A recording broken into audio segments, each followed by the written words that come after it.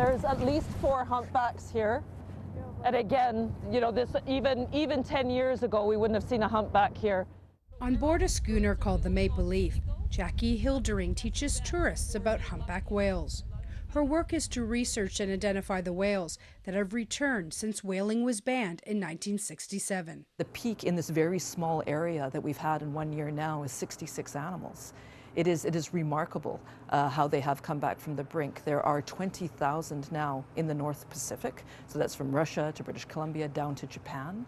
And that was down as low as 1,200 to 1,400 animals in 1966. The rise in whale populations has been a boon for British Columbia's coastal communities, like Port McNeill. Now that, you know, the forest sector and the fishing sectors are not as thriving, tourism plays a huge role, in terms of keeping these smaller communities afloat.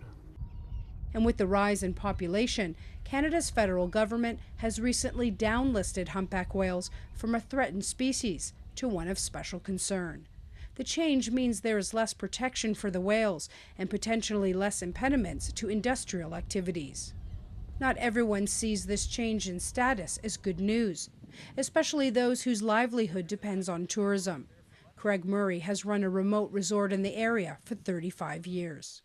The whales should not have been taken from threatened to special concern, because as there is more people and more whales coming to an area, then there has to be more concern over the well-being of those creatures.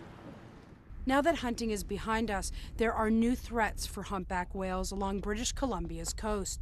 There's a proposed oil pipeline and liquefied natural gas projects that will bring increased tanker traffic into the very waters that are critical habitat for these whales. This is truly where our addiction with fossil fuels rams head on into our love of whales and how whales are serving as an indicator of our value systems. There is no cumulative impact to how many of those projects are allowed to go through and what that might mean in terms of noise and potential for vessel strike with humpbacks.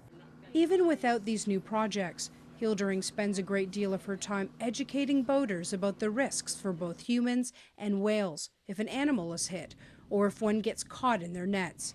Having more humpback whales in the water is still something the locals are getting used to. Brandy Yanchik, BBC News, Vancouver Island.